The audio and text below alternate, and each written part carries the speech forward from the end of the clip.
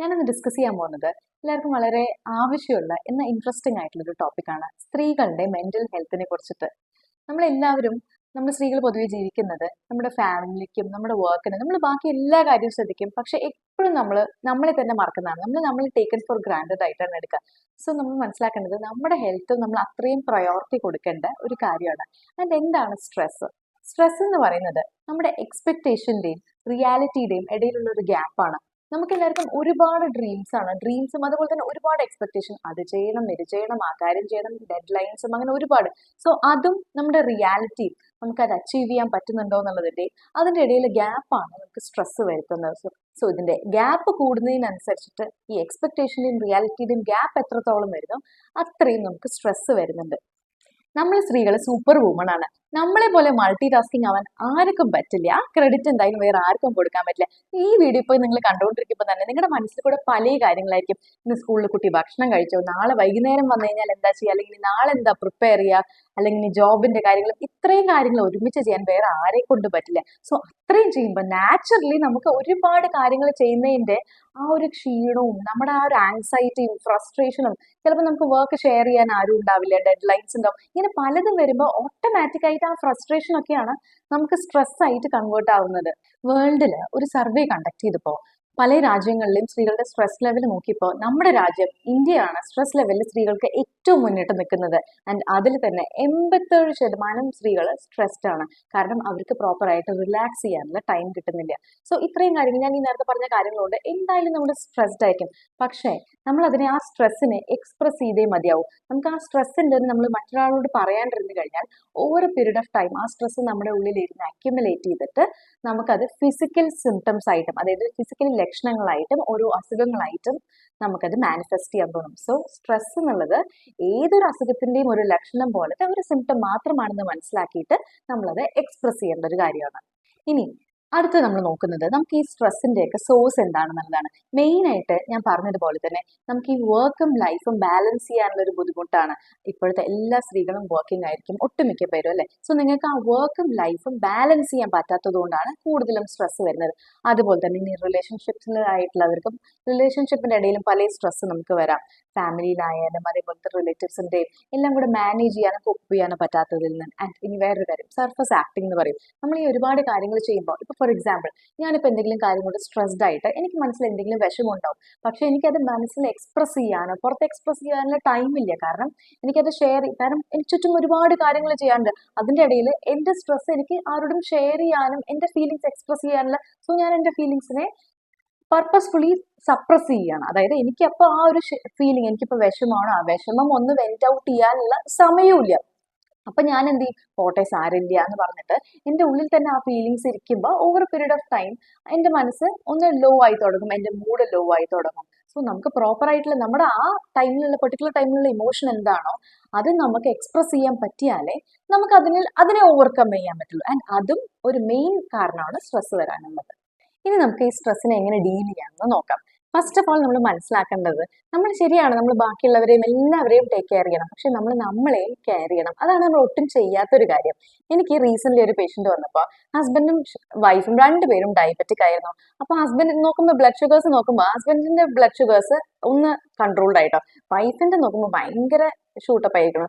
ചോദിച്ചപ്പോൾ അവർ പറയാ, ഞാൻ മരുന്ന് മിക്ക ദിവസവും മറക്കും ഡോക്ടറെ, എനിക്ക് ചില ദിവസം ഒന്നും ഭക്ഷണം ക്രമീകരിക്കാനൊന്നും പറ്റണില്ല, ബാക്കി കുട്ടികളുടെയും ഹസ്ബൻഡിന്റെയും കാര്യങ്ങളൊക്കെ നോക്കുമ്പോൾ അങ്ങനെ സമയം കിട്ടാറില്ല. ഇത് തന്നെയാണ് നിങ്ങളുടെ മിക്കവരും ഫേസ് ചെയ്യുന്ന ഒരു പ്രോബ്ലം. അല്ലെ, നിങ്ങളുടെ മനസ്സിലും ആ ഒരു കാര്യം കൺസെപ്റ്റ് തന്നെ ആയിരിക്കും. നമ്മൾ മനസ്സിലാക്കേണ്ടത്, നമ്മൾ അവർക്ക് വേണ്ടിയിട്ട് എല്ലാ കാര്യങ്ങളും ചെയ്യണം, നമ്മൾ അവർക്ക് വേണ്ടി എല്ലാവരും സാക്രിഫൈസ് ചെയ്യണമെന്ന് പറഞ്ഞാലും നാളെ നമ്മൾ നമ്മുടെ ഹെൽത്ത് നോക്കാണ്ട് നമുക്ക് എന്തെങ്കിലും പറ്റിക്കഴിഞ്ഞാലും ഇൻഡയറക്ട്ലി നമ്മൾ അവരെ ബുദ്ധിമുട്ടിക്കുകയാണ് അല്ലെ. സോ നമ്മൾ ഹെൽത്തി ആയാലേ, നമ്മൾ ഹാപ്പി ആയാൽ മാത്രമേ ആ ഒരു ഹാപ്പിനെസ്സും ആ ഒരു എനർജിയും നമുക്ക് നമ്മുടെ എൻറ്റയർ ഫാമിലിയിലേക്കും റിഫ്ലക്ട് ചെയ്യാൻ പറ്റുള്ളൂ. സോ നമ്മുടെ ഹെൽത്തും നമ്മൾ കുറച്ചെങ്കിലും നമുക്കൊരു പ്രയോറിറ്റി കൊടുത്തേ മതിയാവും. ആൻഡ് ഇനി അതിന് വേണ്ടി നമുക്ക് എന്തൊക്കെ ചെയ്യാം? ഫസ്റ്റ് ഓഫ് ഓൾ ചെയ്യേണ്ടത് പ്രോപ്പർ ആയിട്ടുള്ള ഒരു ഡയറ്റ്.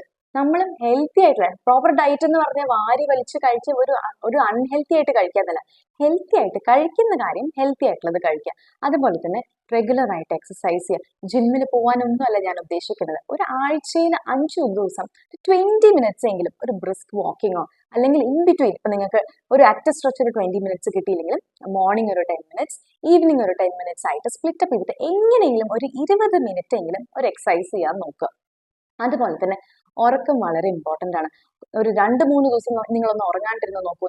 നമുക്ക് ആകെ ഫ്രസ്ട്രേഷനും ദേഷ്യമൊക്കെ വന്നിട്ട് നമുക്ക് എന്താ ചെയ്യേണ്ടത് അത് എല്ലാത്തിലും നമ്മൾ റിഫ്ലക്ട് ചെയ്യും. സോ ഉറക്കം ഏതൊരു മനുഷ്യനും, ഇത് ഞാൻ സ്ത്രീകളുടെ ഹെൽത്ത് എന്ന് പറയണമെന്നില്ല, പക്ഷെ ഇത് ജനറലി എല്ലാവരും പാലിക്കേണ്ട ഒരു കാര്യമാണ്. എല്ലാവരും ഹെൽത്തി ആയിട്ടിരിക്കാൻ സ്ലീപ്പും അത്രയും തന്നെ ഇമ്പോർട്ടന്റ് ആണ്. ആൻഡ് ഇനി സോഷ്യൽ സപ്പോർട്ട്. നമുക്ക് ഒരുപാട് എക്സ്പെക്ടേഷൻസും പ്രഷറും സൊസൈറ്റിയിൽ നിന്നാണ് വരുന്നത് അല്ലെ. അതായത് കമ്പാരിസൺസ് ആണ്. അതായത് നിന്റെ കുട്ടിക്ക് എത്ര മാർക്കുണ്ട്, എന്റെ കുട്ടിക്ക് ഇത്ര മാർക്കുണ്ട്, അല്ലെങ്കിൽ നിങ്ങൾ എന്ത് ചെയ്തു. സോ എല്ലാം നമ്മുടെ സൊസൈറ്റിയിൽ നിന്ന് നമുക്കൊരു എക്സ്റ്റേണൽ പ്രഷറാണ്. സോ അതൊക്കെ നമ്മൾ കഴിവതും അതിനെയൊക്കെ ഒന്ന് കട്ട് ഷോർട്ട് ചെയ്യാൻ നോക്കുക. നമുക്ക് നമ്മുടെ ലിമിറ്റേഷൻസ് ഉണ്ടെന്ന് മനസ്സിലാക്കുക. നമ്മൾ ആദ്യം മനസ്സിലാക്കേണ്ടത് ഒരിക്കലും നമ്മളെ പെർഫെക്റ്റ് ആയിട്ട് ഞാൻ ചെയ്താൽ മാത്രമേ, നമ്മൾ മിക്കവർക്കുള്ളൊരു ഇതാണ് ഞാൻ ചെയ്താലേ ശരിയാവുള്ളൂ, ഞാൻ തന്നെ ചെയ്യണം എന്നുള്ളൊരു കാര്യം.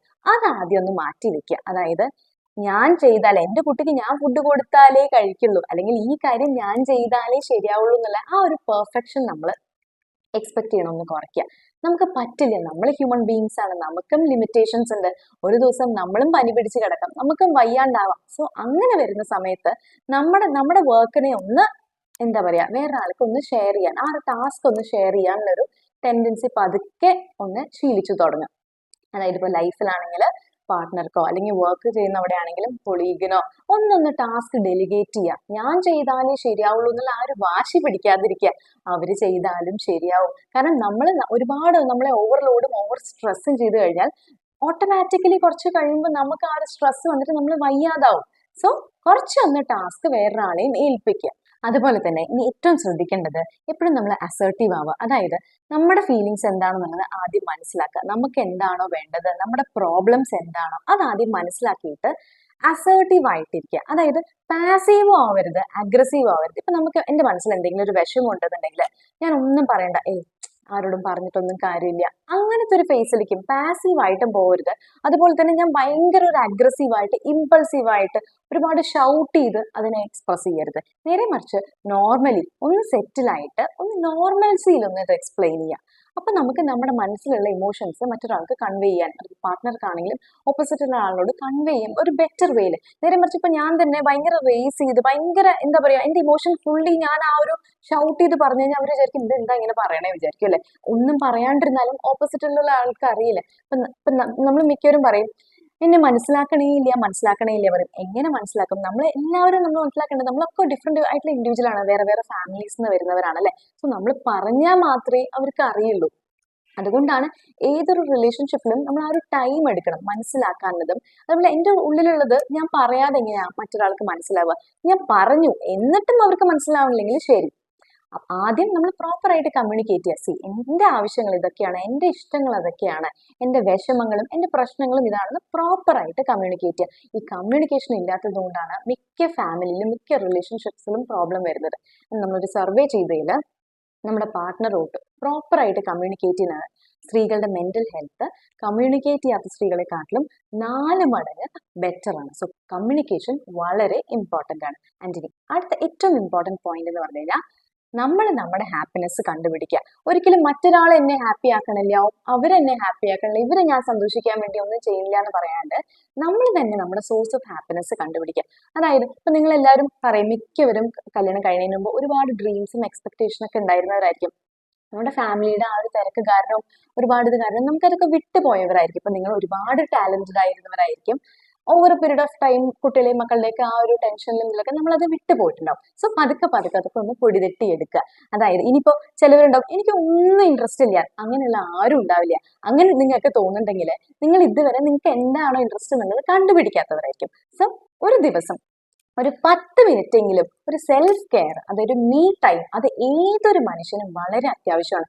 ഇനി നിങ്ങൾ പറയണേ 24 മണിക്കൂർ പോരാ എനിക്ക് 10 മിനിറ്റ് പോലും സ്പെയർ ചെയ്യാൻ എൻ്റെ ലൈഫിൽ ഇല്ല എന്നുണ്ടെങ്കിൽ ഒരു 10 മിനിറ്റ് നേരത്തെ എണീറ്റോളൂ. അതായത് ബാക്കി എല്ലാവരും ഉറങ്ങണതിന് മുമ്പ് അല്ലെങ്കിൽ ഉറങ്ങിക്കഴിഞ്ഞിട്ടോ അല്ലെങ്കിൽ എല്ലാവരും എണീക്കണതിന് മുമ്പ് ഒരു 10 മിനിറ്റ്സ് ആ സമയത്ത് വേറെ ഒന്നും ചിന്തിക്കരുത് കേട്ടോ. ഫോൺ മാറ്റി വെക്കുക. ഈ മീ ടൈം എന്ന് പറയുന്നത് ഫോൺ കാണാനല്ല കേട്ടോ. ഫോണിൽ നമ്മൾ വെറുതെ കുറെ റീൽസ് സ്ക്രോൾ ചെയ്തതുകൊണ്ടൊന്നും ആയില്ല. നമുക്ക് വേണ്ടി കണ്ണടച്ചിരിക്കുക, അല്ലെങ്കിൽ നിങ്ങൾക്ക് ഇഷ്ടമുള്ള പാട്ട് കേൾക്കുക, അങ്ങനെ എന്തെങ്കിലും ഇഷ്ടമുള്ള കാര്യം പറഞ്ഞാൽ ഉടനെ ഫോൺ നോക്കുക എന്നുള്ളതല്ല കേട്ടോ. നമ്മുടെ മൈൻഡിനെ കാമും റിലാക്സിങ് ചെയ്യണം. ഒരു 10 മിനിറ്റ് ഒന്ന് കണ്ണടച്ചിരുന്നിട്ട് എന്താണ് എനിക്ക് വേണ്ടത്, എന്താണ് എൻ്റെ ഹാപ്പിനെസ് എന്നുള്ളത് ഒന്ന് മനസ്സിലാക്കുക. ഇനി പുതിയതായിട്ട് എന്തെങ്കിലും ഒരു ആക്ടിവിറ്റീസിൽ ഇൻവോൾവ് ചെയ്യുക. ഇതുവരെ നിങ്ങൾ ചെയ്യാത്ത ആക്ടിവിറ്റീസ് ആണെങ്കിലും പുതിയതായിട്ട് ഡാൻസ് പഠിക്കുക, പാട്ട് പഠിക്കുക, അല്ലെങ്കിൽ എന്തെങ്കിലും ആക്ടിവിറ്റീസ് പുതിയതായിട്ട് ഒരുപാട് ഓപ്പർച്യൂണിറ്റീസ് ആണ് നമുക്ക് സോഷ്യൽ മീഡിയയിലൂടെ മിക്ക കാര്യങ്ങളും നമുക്ക് ഓൺലൈനായിട്ട് തന്നെ ചെയ്യാൻ പറ്റുന്നതാണ്.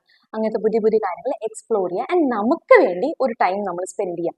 അങ്ങനെ മെന്റലി നമ്മൾ ഹാപ്പി ആയാൽ മാത്രമേ നമുക്ക് നമ്മുടെ ഫാമിലിയിലേക്കും ചുറ്റും അത് റിഫ്ലക്ട് ചെയ്യാൻ പറ്റുള്ളൂ. ഇനി നമ്മുടെ ട്രിഗേഴ്സ് എന്താണെന്ന് അറിയാം. അതായത് ഇപ്പൊ പലർക്കും പല കാരണങ്ങളായിരിക്കും സ്ട്രെസ്. ചിലപ്പോൾ ആൾക്കാരായിരിക്കും, അല്ലെങ്കിൽ നിങ്ങളുടെ ജോബിലായിരിക്കും, അല്ലെങ്കിൽ ഓരോ സിറ്റുവേഷൻസ് ആയിരിക്കും. അതെന്താണെന്നുള്ളത് നമ്മൾ മനസ്സിലാക്കണം. അതിന് വേണ്ടിയിട്ടാണ് ഞാൻ പറഞ്ഞത് ഒരു 5 മിനിറ്റ് എങ്കിലും നമുക്ക് വേണ്ടി ഒരു ടൈം മാറ്റി വെക്കുക എന്നുള്ളത്. ഇപ്പൊ ആൾക്കാരാണെങ്കിലോ അല്ലെങ്കിൽ സിറ്റുവേഷൻ ആണെങ്കിലോ എന്താണെങ്കിലും അത് കഴിവതും അവോയ്ഡ് ചെയ്യാൻ നോക്കുക. ഇനി എന്തെങ്കിലും അങ്ങനെ ഒരു സിറ്റുവേഷൻ ഉണ്ടായിട്ടുണ്ടെന്നുണ്ടെങ്കിൽ അത് തന്നെ ഇരുന്ന് ആലോചിച്ച് നമ്മുടെ മൈൻഡിനെ നമ്മൾ തന്നെ, ഇപ്പൊ നമുക്ക് എല്ലാവർക്കും ഉള്ള ഒരു സ്വഭാവമാണ്, എന്തെങ്കിലും ഒരു വിഷമം ഉണ്ടെന്നുണ്ടെങ്കിൽ റിപ്പീറ്റഡ് ആയിട്ട് നമ്മൾ അതന്നെ ആലോചിച്ചുകൊണ്ടിരിക്കും. സോ കഴിവതും എൻഗേജ്ഡ് ആയിട്ടിരിക്കാൻ നോക്കുക.